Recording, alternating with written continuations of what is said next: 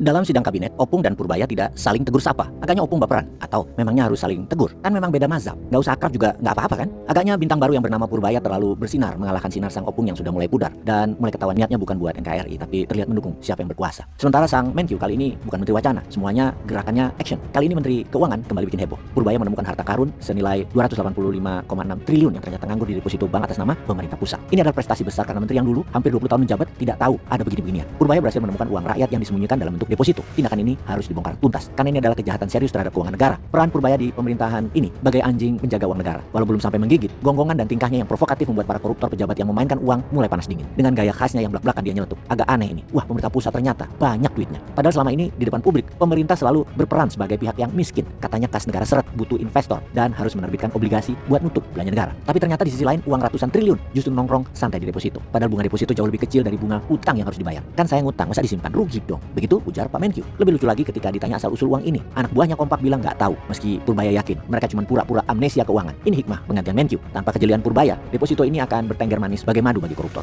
Ini seperti ada pihak korup yang sengaja menyembunyikan uang rakyat atas nama pemerintah pusat. Rakyat tidak tahu, bahkan pemerintah pun seolah-olah tidak tahu. Bagaimana bisa uang sebesar itu nguap dari radar dan dibiarkan mengendap begitu saja. Jadi dari perasaan negara miskin, tiba-tiba Purbaya menemukan dompet ajaib dari nggak punya duit. Ternyata uangnya numpuk segunung di bank. Jadi ingat dia pernah mengatakan di korupsi 3.000 triliun saja bisa, masa bayar utang 1.300 triliun nggak bisa. Ternyata ini bukan sekedar logika. Dari endusan nyata seekor anjing pelacak yang sudah banyak pengalaman, ketahuan juga. Sekarang ia memerintahkan investigasi besar-besaran untuk mencari siapa yang naruh uang itu. Dan tentunya siapa yang selama ini menikmati cipratan bunganya. Dan banyak yang panik kalau hal ini mulai dikorek-korek. Kalau perlu mulai belagak sakit, berobat ke luar negeri, dan nggak balik-balik. Kebanyakan pejabat lama tentunya. Dan ini yang nyebelin lagi adalah belagunya akan tingkah anak-anak mantan pejabat ini dan istri-istrinya. Ampun deh. Untuk itu kita bahas di lain kesempatan. Lalu apa yang akan dilakukan oleh Pak Menkyu? Sebentar lagi, Purbaya akan menginvestasikan senilai 653 triliun dana pemerintah yang mengendap di bank yang terdiri dari dana pemerintah pusat 399 triliun dan pemerintah daerah 254,4 triliun. Dimana kalau uang segitu besar dikucurkan, maka target 8% pertumbuhan pasti tercapai. Dan ini masuk akal. Sekali lagi, kita hanya tanya kenapa menteri kemarin terus mengencangkan ikat pinggang. Hal ini membuat negara Indonesia tidak tumbuh karena dia hanya jaga inflasi. Dimana jangan-jangan ini adalah sebuah kesengajaan agar ekonomi Indonesia selalu sulit sehingga butuh IMF, dan itu memang tujuannya. Itu adalah kejahatan kelas berat atas apa yang dilakukan rezim kemarin sesungguhnya. Tapi kok nggak disidang atau diadili ya? Oke, kita ke topik dana diam. Bayangkan ada 3 pos simpanan. Di antaranya giro sebesar 357,4 triliun, tabungan 10,4 triliun dan simpanan berjangka 285,6 triliun. Bayangkan kas pemerintah pusat maupun daerah yang dikunci di deposito membuat tidak optimalnya belanja yang tidak membuat ekonomi berputar. Secara khusus Purbaya juga menyoroti simpanan Pemda di bank yang mencapai 254,3 triliun. Sementara Pemda sempat menyampaikan keluhan ke Menkyu lantaran menilai alokasi anggaran yang diberikan terbilang rendah. Kan aneh. Ada tuh kemarin para gubernur grebek Pak Menkyu termasuk mantu Jokowi. Ternyata memang jangan-jangan dia nggak ngerti kelolaan keuangan pemerintahan daerah rupanya. Atau ada main.